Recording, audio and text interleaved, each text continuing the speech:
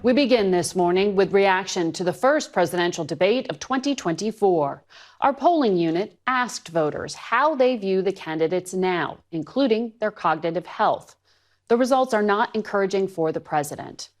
The number of voters who say President Biden has the cognitive ability to serve has dropped from 35% earlier this month to 27% after the debate. That's the lowest number since CBS began asking voters that question last September. Nearly 3/4 of all registered voters now say he shouldn't be running, and nearly half of Democrats say he shouldn't remain the nominee, an extraordinary number for an incumbent who didn't face a competitive primary. And by the way, while the press, and for some reason they don't, there are healthcare professionals who think that Trump has dementia, that his connection, his thoughts do not go together. And, while he may be saying we're enablers, we see Joe Biden up close. We know how attuned he is to the issues, how informed he is. And I debate with him about legislation, and not debate, but discuss it with him. He's right there. So in any case, it was a bad night. Let's not sugarcoat that. It was a bad night. It was a...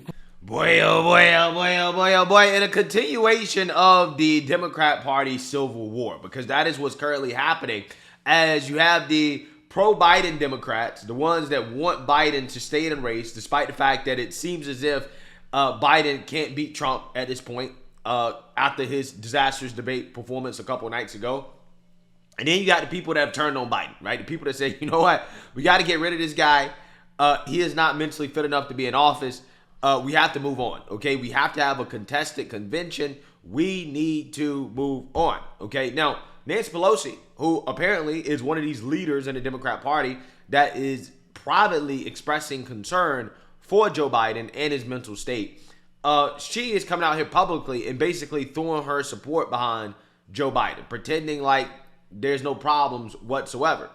Either that or she's drunk on this Sunday morning, right? I think that could also be a possibility as well, too. Maybe she had some bottomless mimosas for brunch. I'm not entirely sure. But I definitely think that she is likely drunk on something, considering this interview that she did with CNN and the fact that she claimed that, well, Trump is the one with dementia that we need to worry about, not Joe Biden, which is a statement that only can be made by a drunk person, okay? Because Nancy Pelosi is going to get confronted with a brutal poll, a brutal CBS poll showing that, hey, 72% of the American people do not believe that Biden has the mental or cognitive health to serve as president. And her response to that is to not address the issue directly, but to attack Trump and say, no, Trump is actually one that has dementia. In fact, she claims that healthcare professionals are saying that, which is totally not true. While she complains about Trump lying, she just lies about Trump. Again, it's just amazing how that works. So without further ado, let's get into it. Close ally of President Biden, former House Speaker Nancy Pelosi, thank you so much for being here. What is your reaction to that poll? 72% of voters say they don't think that the president is fit mentally or cognitively to be president. Well, what do they think about the other guy? Do they think that he has the integrity to be president after that performance? Let us not make a judgment about a presidency on one debate. Well, I mean, see, here's the problem. We're not making a judgment based off one debate. We're making a judgment based off 3 years of disaster, okay? We've had 3 years of disaster. The debate is just the icing on top, right? It is the cherry on top. It just confirms that, okay, not only is this guy's administration just bad, right? But he is not running it, okay? He is definitely not all the way there, right? He's too old and senile to be president. Also on top of that, it's just so funny how Dana Bash asked a question about Biden and she tries to deflect to Trump. Now, again, if this was a Republican would have pulled that tactic. What would Dana Bash done? Oh, no, this is not about them. This is about your guy, right? This is about Trump. You have to talk about Trump. See, the thing I don't like the most about the liberal media, and I think this is where the most bias comes in, when you're doing these interviews, there's always confrontation, okay, between the CNN host and the Republican. The Republicans not allowed to speak. They're not allowed to make their arguments without being interrupted and having rebuttals constantly thrown at them. Democrats, though, they're just openly allowed to just say whatever they want to say. It doesn't matter if it's true. Doesn't matter if it's a lie, right? As long as they're trashing Trump, okay, they're just allowed to just say it, and there's never any pushback. Dana Bash should have pushed back and said, no, Miss Pelosi, we're not talking about Trump. We're talking about what voters think about Biden, okay? Voters think Biden is not cognitively fit enough to be in office more so than they do when it comes to Trump. So your guy is the one that has to worry about this the most, according to voters. Let's stick to the topic. But no, she'll never do that, right? They always let Democrats just rant and say whatever they want to say like this. Even if it's unhinged, it makes no sense. Let's talk about what it means to people in their lives. And that's why you're not seeing much change in the polls on this. The difference between Joe Biden and the former president is so clear. If you are a woman and you care about your reproductive freedom and your health, and women do, you see a complete difference between enforce a woman's right to choose on the part of Joe Biden and a ban on abortion with the other guy. If you care about... Trump came out and said he's not doing a national abortion ban. It's a state's issue. Again, she's lying, and Dana Bash is just letting her lie and lie and lie and not push back. Again, this is how the media shows their bias. When people say, oh, we're not biased, we are neutral. No, you're not. Because again, if a Republican was to lie like this, right, consistently in a rant that's not about the original question, they cut off the interview, right? We've seen it, okay? We've seen them do this before.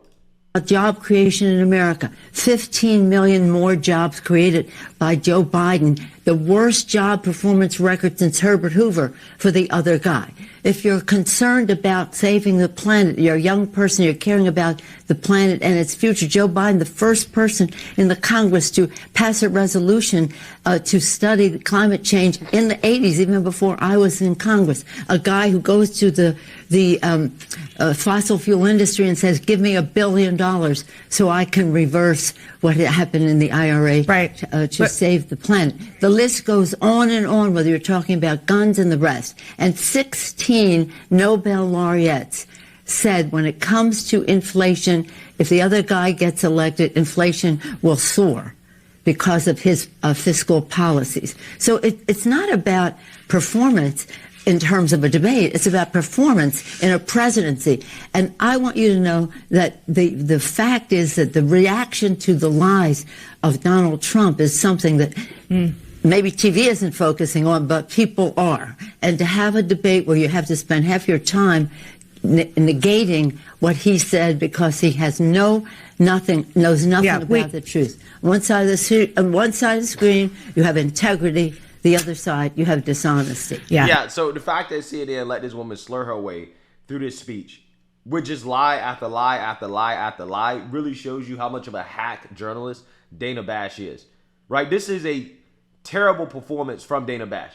Because again, we know if this is a Republican, if Nancy Pelosi was a Republican doing what she's doing right now, Dana Bash would have interrupted her. Dana Bash is afraid. They're afraid of Democrats.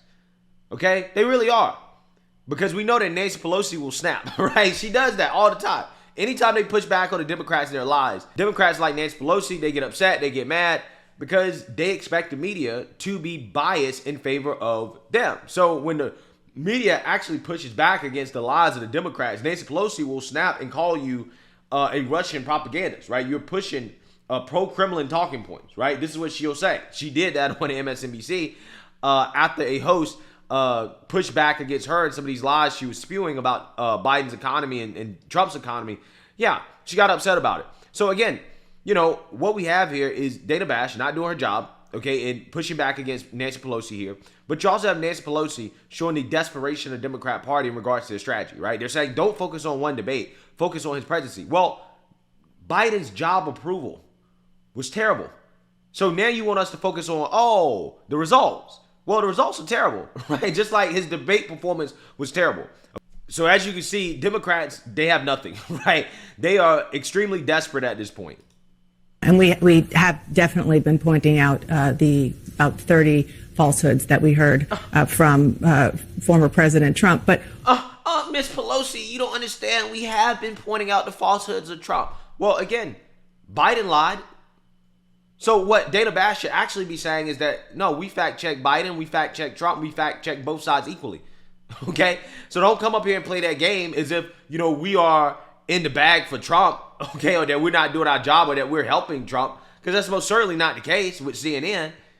But again, what she has to do is that she has to plead to Pelosi. No, you don't understand, Madam, we are fact checking Trump. It's just not working. People aren't buying into our BS because we're so biased, right? This is what she actually really is saying. What you just did, Madam Speaker, was make the argument for Joe Biden's reelection in a way that he did not on Thursday night. Isn't that a problem? I don't think it's a problem. It's a bad night. I see everything as an opportunity. Okay, you want to contrast what these people can do in a debate if you're not even telling the truth, or do you want to talk what it means to you in your life when this person becomes president? This president, look, he lied about January 6th. This was a horrible event in our country's history. He was the president of the United States who instigated an insurrection. He tries to blame it on me. Yeah, I planned my own assassination when he was sitting on his butt in the White House, not sending the National Guard and lying about it on the show. And people. Yeah, well, Nancy Pelosi, we have on video, you admitting that, hey, I take responsibility for not sending the National Guard. So now you're trying to go on TV and blame Trump. Now, again, a good journalist will push back against Pelosi and say, no, we have on video, you taking responsibility for the National Guard not being ready. What do you have to say about that, right? What do you have to say? But again, Dana Bash, because she's scared, she's a deer to headlights here, right? She hates to push back against the Democrats and their propaganda. She's just sitting here listening to nonsense in a way that she would not do if this was a Republican. Again, and this is what really annoys me about the media and how they come out here and claim they're not biased. But again, there's no way a Republican will be allowed to spew this type of nonsense on CNN. No way. In fact, Nancy Pelosi's face, she likes she's crying here. I'm about to get a screenshot, okay? Because this is going in the thumbnail. People are well-meaning. I had one of your reporters say, did he really send the National Guard? No, if they don't even know, then how can we make a judgment about how other people evaluate a presentation? So this is a dangerous person as opposed to a person who, again, saved our country from COVID. The first bill we passed, shots in the arm, money in pocket, people in jobs, children at school. Inflation, right? You didn't do any of that, okay? You actually took children out of school. You made sure they stayed out of school. Okay, you put too much money in corporate America's pocket, right, and American people's pockets, really, to be quite honest with you, when it comes to the American Rescue Plan. Okay, yeah, the lockdowns, all the things that you guys push are the reason why this country is in the shape that it is in. So yeah, all these policies have contributed to people disliking the Biden administration. This president, with his denial and delay, caused people to die. Yeah, and I completely understand what you're doing, and you are making the arguments that you are hoping that Democratic voters listen to about why Donald Trump is bad and shouldn't be put back in the White House. But the reality is there are still a lot of concerns that Joe Biden is the person to get you to that point, to making sure that Donald Trump is not back in there. No. Some prominent columnists, several newspaper editorial boards are just simply calling for Biden to step aside for the good of the country. Tom Friedman, a friend of President Biden's, wrote the following. He wrote, Joe Biden, a good man and a good president, has no business running for re-election. If he insists on running and he loses to Trump, Biden and his family and his staff and party members who enabled him will not be able to show their faces. Oh, yeah. Yeah. That's the catch-22 here, right? If Biden refuses to drop out despite the Democrats pressuring him to do so, if he loses to Trump, I can only laugh at how history is going to look at the Joe Biden presidency, right? In the sense that I think historians on both sides of the aisle, okay, because it won't be a partisan thing anymore, they'll both agree that, yeah, Biden was terrible, right? He was a terrible president, okay? Now, if Biden steps down, okay, and a Democrat replaces him and they happen to beat Trump, then they'll say that Biden was one of the greatest presidents ever, right? The liberal historians, that is, okay? But the liberal historians definitely will turn on Joe Biden if he refuses to step down and then he loses to Trump. Yeah, they will not be able to show their faces, okay? They will be a disgrace, okay? Biden's name will be disgraced in Democrat circles. I promise you. I promise you. What do you say to that? Is there any part of you that believes that President Biden should step aside? I want you to know I came home to California, South and North, and people are for Joe Biden and Kamala Harris. They have some judgment about a person who stood on that stage and lied. If you're just talking about the debate, I'm respectful of some of the opinions that people have, but I also am respectful of the grassroots. My people are very much Biden, Kamala Harris, and this is an opportunity for Joe Biden to go out there and show he has the stamina and the rest. And by the way, while the press, and for some reason they don't, there are healthcare professionals who think that Trump has dementia, that his his thoughts do not go together. Not only that he just lies, he doesn't even know the truth. So.